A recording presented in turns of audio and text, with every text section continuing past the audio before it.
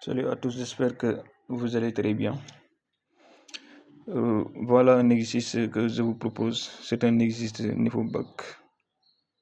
Voilà, étude de fonction qui est complet parce que on va commencer par la détermination des domaines de définition. Après, on va calculer les limites aux bornes de DDF et on va préciser les asymptotes éventuels. Après deux, on va déterminer les coordonnées des points d'intersection de la courbe avec les axes du repère. Dresser les tables de variation, tracer la courbe dans le repère autonome, trouver des réels A, B. Voilà, maintenant tel que f de x égale à plus b moins x exponentielle de x sur exponentielle de x moins 2. 6. En déduire une primitive de f sur ln de 2 plus infini. Calculer l'aire en centimètres carrés du domaine D, délimité par les axes d'abscisse d'équation x égale à 1, y égale à 2. Donc vous restez jusqu'à la fin. Je vous demande de mettre la vidéo en pause pour chercher l'exercice. Après, vous allez retrouver la correction. Maintenant, l'exercice là, donc c'est comme un problème qui est un peu long. Donc, je vais essayer de le séparer à partie A, partie B, partie C. C'est-à-dire chaque question. Parce qu'ici, des déterminations de domaine de définition. Parce qu'il y a beaucoup de choses à expliquer là-bas. Donc, ceux qui n'ont pas encore abonné, ceux qui ne sont pas encore abonnez pour ne pas manquer les autres vidéos. Donc, nous, ce qu'on va commencer. Solution. On va proposer une solution.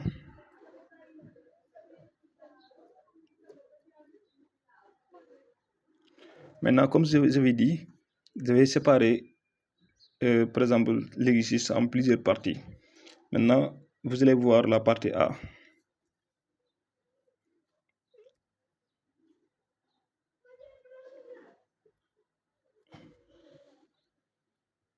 Voilà, la partie A. Domaine de définition.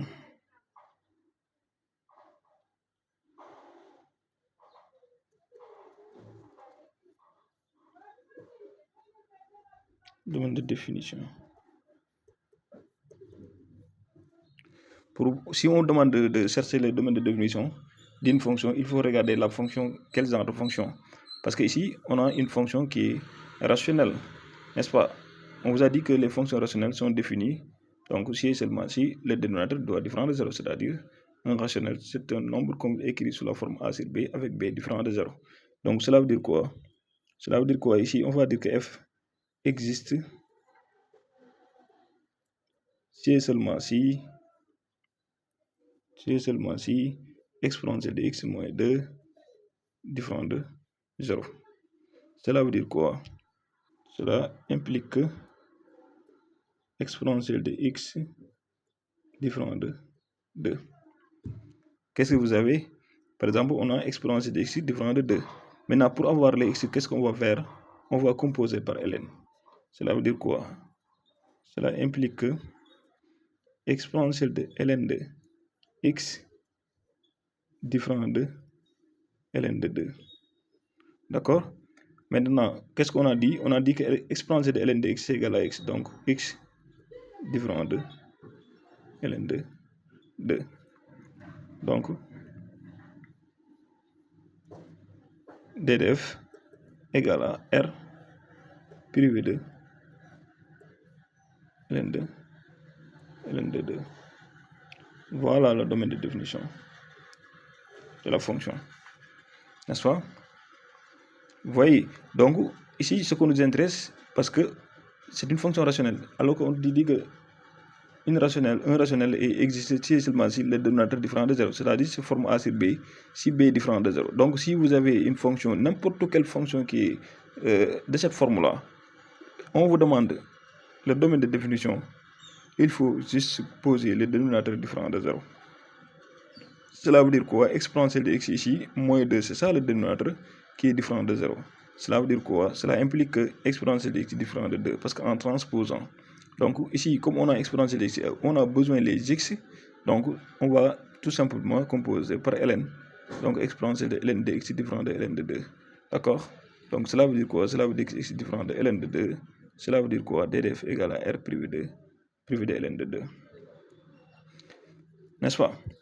Maintenant, ce qui reste, donc, c'est déterminer les limites aux bornes.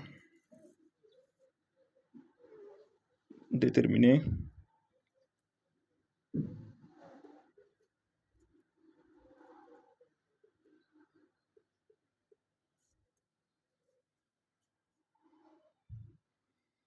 les limites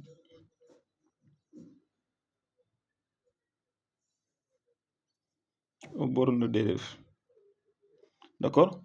Maintenant, si on demande de déterminer les limites aux bornes de DDF, il faut calculer les limites, la limite de la fonction qu'on vous a donnée, là où la fonction n'est pas définie. C'est-à-dire la limite, lorsque ici, ce qu'on va calculer, de DDF, parce que ici c'est R, R c'est plus infini, moins infini, vous voyez.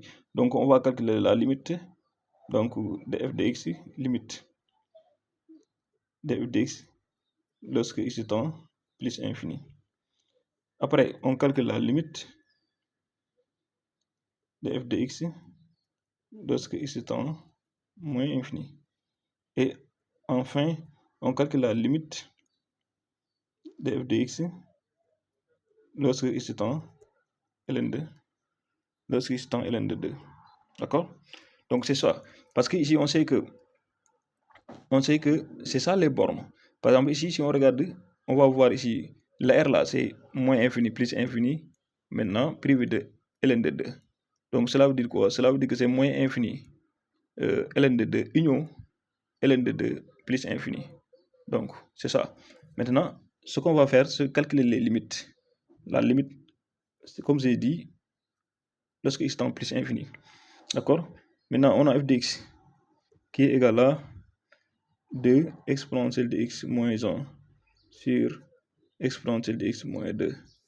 On calcule la limite de f de x lorsque x tend plus infini égale à la limite lorsque x tend plus infini de exponentielle de x moins 1 sur exponentielle de x moins 1, moins 2, moins 1. D'accord? Maintenant, comme ici on a un exponentiel, donc cela veut dire on est en plus infini. Donc cela veut dire quoi? Si on veut calculer les limites des fonctions, par exemple, de ax carré plus bx plus c, je sais pas, plus c sur dx plus 8, par exemple. En plus infini, si je veux calculer les limites, je peux tout simplement me limiter sur les monomes le plus haut degré au niveau du numérateur. Cela veut dire quoi? Cela veut dire que je vais calculer tout simplement ax au carré sur dx. Parce que je sais que le x au carré, c'est le monombre le plus haut degré ici au niveau du numérateur. Et le niveau du dénominateur, c'est le dx qui est le monombre le plus haut degré. Donc je calcule tout simplement ax carré sur dx. Donc je vais faire la même chose ici. Or ici j'ai 2 exponentielles dx. Au niveau du numérateur, c'est qui est le plus grand, c'est-à-dire qui a le plus... donc c'est calculer cette limite-là, ça revient à calculer la limite de 2 exponentielles de x sur exponentielle de x. Pourquoi? J'ai déjà expliqué ça parce que ici, c'est ça ce que j'ai appliqué. Par exemple, ici, je sais que le numérateur, le monombre le plus haut degré, c'est exponentielle de x. Je le prends. Au niveau du numérateur, c'est exponentielle de x, n'est-ce pas? Et ici, si je simplifie, lorsque x est en plus infini. En plus infini, attention. D'accord? Donc ici, si on simplifie, on sait que tout simplement c'est égal à 2. N'est-ce pas? Donc la limite de f de x lorsque x tend plus infini égale à 2. On a quoi? On a calculé la limite de f de x lorsque x tend plus infini, on a 2. Donc ça, c'est une asymptote horizontale. Parce qu'on va directement préciser les asymptotes. On a asymptote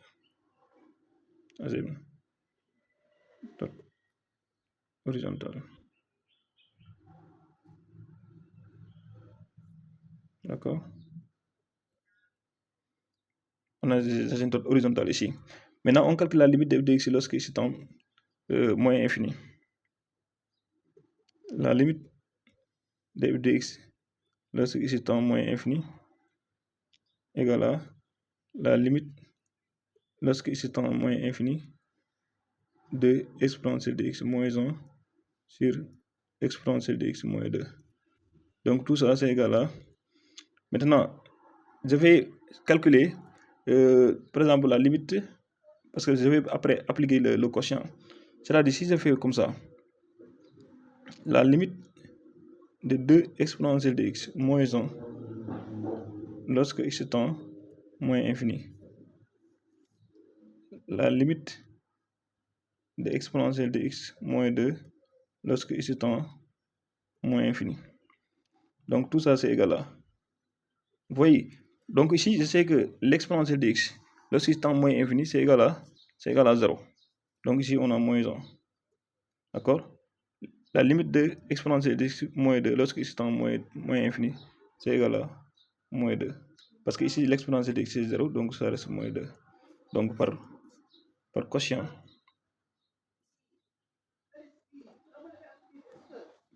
on a la limite de f de x lorsque x tend moins infini égale à moins 1 sur moins 2 égale à 1 demi. On a aussi une asymptote horizontale ici, d'accord? On a une asymptote horizontale.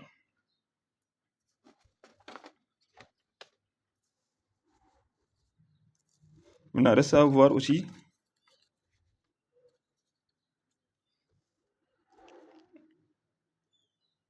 la limite lorsque x tend ln de 2.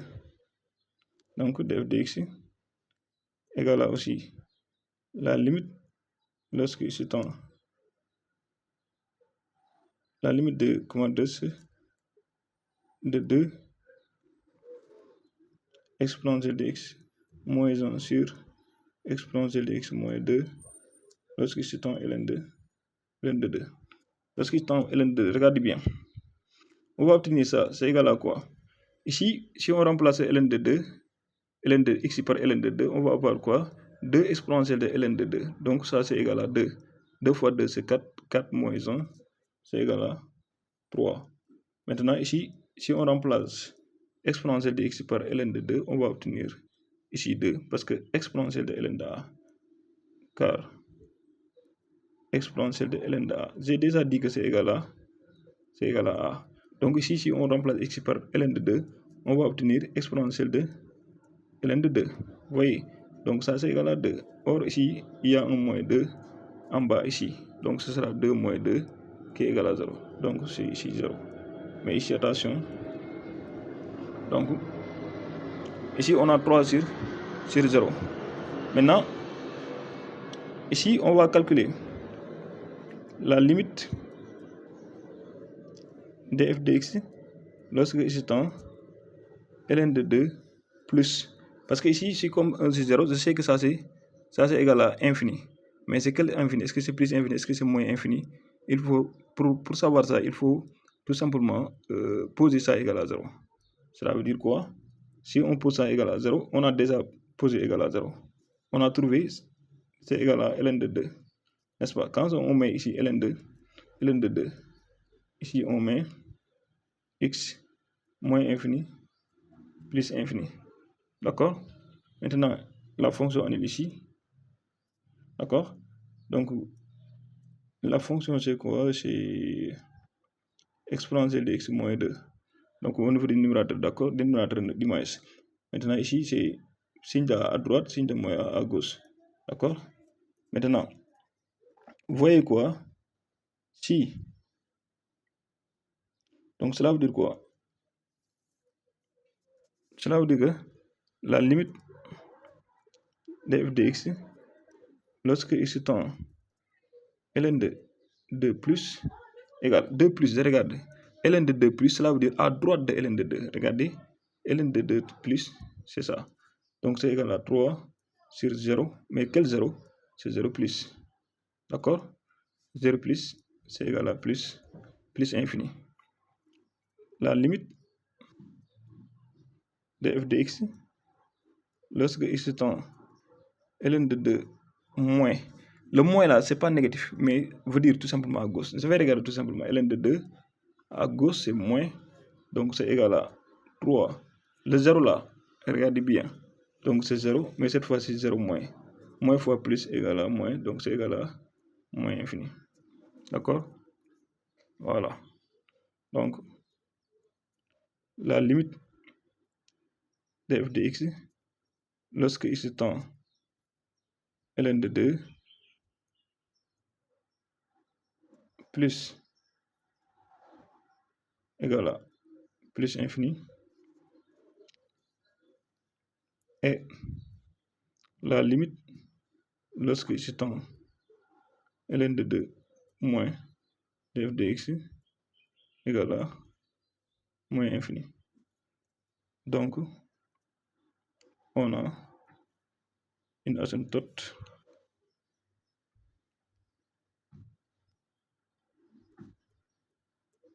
verticale.